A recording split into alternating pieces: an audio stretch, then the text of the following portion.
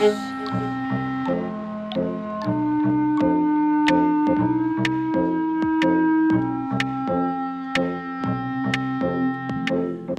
et bienvenue dans Archi Urbain, l'émission qui vous parle d'architecture et d'urbanisme. Au menu de cette émission, je vous emmène à Nederweverenbeek pour vous parler d'un programme de logement et d'une crèche qui ont été réalisés par le bureau B612 Associates pour le compte du CPS de Bruxelles. Et nous retrouvons directement l'architecte Limei Etienne.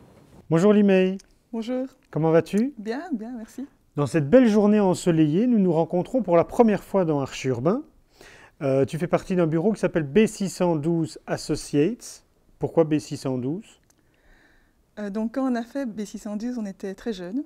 Oui. C'est une erreur de jeunesse? Peut-être. En fait, je le pense, oui. Mais on voulait un nom qui soit intemporel et justement un nom dans lequel une équipe pouvait se trouver et une équipe qui peut éventuellement s'agrandir, évoluer. D'accord. Quel type d'architecture est-ce que vous faites? On a fait beaucoup de logements. Oui. Et on fait toujours beaucoup de logements, sur Bruxelles surtout, mais on fait aussi du service public, donc on a fait plusieurs crèches et on fait des écoles aussi pour le moment. D'accord. Là on va faire, on a 2 salles de sport aussi en cours. Oui. Et on reste avec beaucoup de logements, je pense, parce qu'il y a un besoin. Un besoin. Et une il demande. paraît. En tout cas, c'est ce que la région dit beaucoup, qu'il faut faire du logement parce que il va avoir une croissance de population à Bruxelles et donc on en a besoin. Comment est-ce que tu qualifierais l'architecture de B612? Donc, nous, ce qu'on essaye de faire, c'est vraiment d'intégrer tous les paramètres auxquels on pense, en fait, Oui. qui nous semblent importants par rapport à un contexte. Le contexte est important et qu'on va ensuite intégrer dans un projet pour faire quelque chose qui, à notre sens, répond à l'actuel, à une demande actuelle, avec un accent sur l'émotion ou la spatialité qu'on peut faire ressentir. Dans un langage contemporain. On ressent déjà bien la spatialité ici, oui. Hein. Mais on va en parler directement parce que tu dis vous faites beaucoup de concours. Ceci est un concours. Oui, ceci est un concours. Du CPS. Du CPS. De Bruxelles. De Bruxelles. Alors nous sommes à la frontière de Bruxelles. Comment est-ce que vous avez répondu par rapport au terrain que vous aviez ici? Donc quand on est arrivé, à l'époque c'était vraiment impressionnant. On avait ce site qui était vraiment très naturel, où on sentait vraiment la limite entre l'urbain et le paysage. Oui.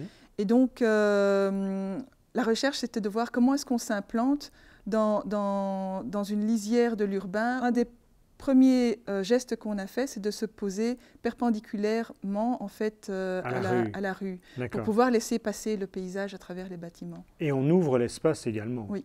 D'accord. On voit, il y a des bâtiments A, B, C, D, E, je ne sais pas comment est-ce qu'ils s'appellent, des petits bâtiments comme ça. C'est aussi comme ça qu'on répond aujourd'hui à une question architecturale et non plus faire un long bâtiment, par exemple. C'est vraiment une réponse au terrain qui était là. Donc on a un terrain qui est d'abord avec une bande un peu plus étroite, oui. Et puis qui s'évase pour avoir une forme un peu d'enclume au bout, et donc où on a une plus grande profondeur pour pouvoir travailler. C'est là que viennent s'installer les bâtiments plus longs. C'est vrai que nous, on ne souhaitait pas des bâtiments droits en barre, mais un bâtiment qui travaille un petit peu en ligne brisée, à la fois pour casser la ligne droite, mais aussi pour vraiment bien venir s'ancrer, s'implanter dans ce paysage qui est très important dans le projet. Est-ce que le fait aussi d'avoir mis les bâtiments perpendiculaires à la rue permet d'amener plus de lumière? Les bâtiments sont vraiment implantés, donc chaque fois avec les séjours du côté sud, et avec une transversalité au niveau du paysage est-ouest. Et cette transversalité est vraiment très intéressante parce que dans tout le jardin central, par exemple, on a la lumière du matin qui vient de droite et qui va vraiment baigner tout le jardin, mais aussi forcément la façade, tant la façade sud finalement que la façade nord qui en bénéficie aussi.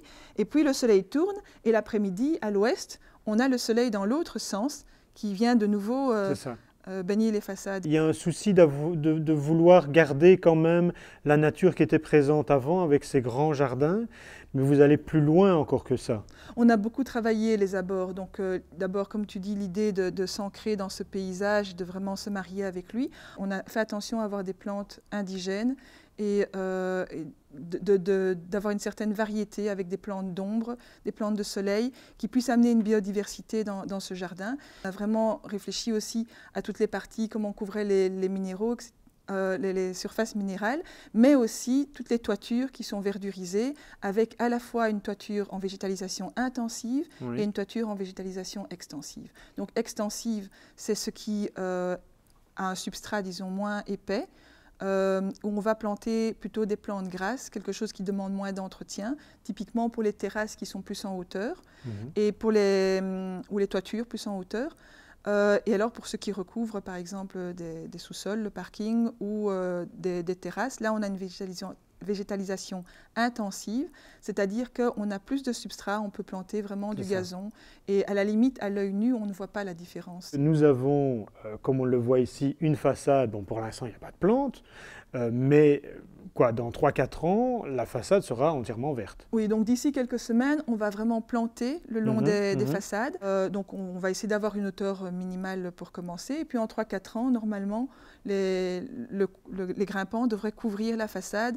Et on voit qu'on a mis des conducteurs qui peuvent leur permettre de bien passer au-dessus des fenêtres et de remonter. Pour bien les diriger. Vous avez rythmé avec des façades en bois, le bois étant aussi la nature, on a fait un mix des deux. Le concept des bâtiments, c'est d'avoir une coque qui à ce moment-là était la façade végétalisée ou en tout cas quelque chose qui soit vraiment le lien par rapport à ce paysage, mais que nous on conçoit vraiment comme une forme de coque dans laquelle vient s'installer ensuite le logement, un peu comme un pamplemousse qu'on a ouvert avec une écorce. Et cette écorce était initialement prévue en façade végétalisée. Au fur et à mesure en fait, de l'évolution, il y avait la question de l'entretien qui peut effectivement être assez lourd, surtout pour le CPAS. Et donc on nous a proposé... Et puis pour toute la surface aussi, parce que il y a beaucoup de façades. Donc on nous a demandé de proposer une variante. La variante pour nous devait être aussi dans quelque chose qui répondait au paysage. Et c'est pour ça qu'on a réfléchi à cette façade en bois qu'on voit aujourd'hui, qui est une façade en bois avec un rythme.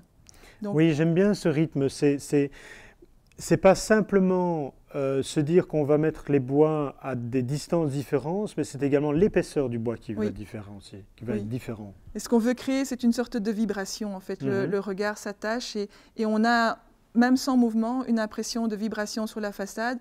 Autre matériau utilisé dans le bâtiment, c'est l'éternite. C'est un matériau naturel aussi. C'est de la fibre ciment. Oui. Qui en fait au niveau écologique est très intéressant, donc à ce niveau-là, qui était intéressant aussi parce qu'on pouvait faire des panneaux, traiter des panneaux, et donc comme on a quand même un isolant relativement épais, il y a une approche qui est une réflexion sur la durabilité, et donc dans le choix des matériaux aussi, c'est-à-dire un matériau, on a essayé de choisir des matériaux qui ne demandent pas un entretien dans le temps trop lourd, en tout cas. Donc ici, il n'y a pas vraiment d'entretien. Idem, le bois, en fait, c'est un bois qui ne va pas nécessiter d'entretien, donc il va se patiner avec le temps. La densité, elle n'est pas très forte quand même. C'est le programme qui demandait ça. Est-ce que vous auriez bien voulu faire... Est-ce que vous auriez pu faire plus ? Je pense que le terrain supporte la densité qu'il a aujourd'hui et aurait pu supporter légèrement plus. On n'a pas du tout l'impression d'être dans quelque chose de très dense. Toute la recherche dans le projet ici était une générosité au niveau des espaces extérieurs. Je pense que cette générosité existe dans les 56 logements qu'on a aujourd'hui et qu'elle aurait pu exister avec une dizaine de logements en plus sans problème. Mais justement, parce que quand vous avez fait vos bâtiments, vos 56 logements, il restait encore le terrain où nous sommes, dans le bâtiment dans lequel nous sommes, qui était vide. Et donc, qu'est-ce qu'on allait faire de ce terrain-là, qui est en coin de rue, en coin de carrefour? Vous avez donc proposé quelque chose de supplémentaire alors au CPS. Disons que dans l'implantation qu'on avait fait, sur les premiers bâtiments, on avait le programme et il semblait urbanistiquement logique de venir construire la parcelle. Et il semblait aussi intéressant par rapport à l'implantation d'un nombre de logements, de pouvoir avoir un service à ce logement. Et donc une crèche... Sincèrement, félicitations d'avoir mis cette crèche parce qu'avec 300 familles qui vont vivre ici, ça fait quand même beaucoup d'enfants qui vont venir ici dans cette crèche. Alors la crèche, nous y sommes. On a une rythmique différente. On voulait un bâtiment qui réponde à l'ensemble des bâtiments et il fallait qu'il exprime un peu aussi cette différence de fonction. Comme c'était un service à la petite enfance, le côté ludique nous a interpellés. Et donc on a fait un jeu avec les fenêtres de façade, on a des obliques qui traversent la façade. Et donc ici, ces obliques amenaient à la fois le clin d'œil ludique qui répondait à la fonction de la crèche et ce souhait d'avoir à la fois un répondant et une différence. On pourrait parler des couleurs aussi si on veut. On voit un peu de jaune au-dessus de nous et le jaune, on va le retrouver un peu partout. On a choisi ici un jaune assez flash qui pour nous, en fait, a quelque chose de joyeux. On l'a vraiment choisi de le mettre à des endroits où, dans le temps, dans une évolution, on peut le faire, on peut le changer, on peut proposer autre chose. Mais disons que notre message, nous, c'est de dire là, on peut mettre une couleur, ça tranche, et ça apporte ça souligne un peu la spatialité, ça souligne peut-être un regard que nous, on a posé. Bon, parfait. Limé, on va en rester là alors pour cette émission. Est-ce que tu m'inviteras pour d'autres réalisations du bureau maintenant que B612 fait partie du... Très volontiers. Bon, parfait. D'ici là, vous pouvez voir et revoir cette émission Archi Urbain sur www.archiurbain.be. Merci beaucoup à toi, merci beaucoup à vous et à bientôt. Au revoir.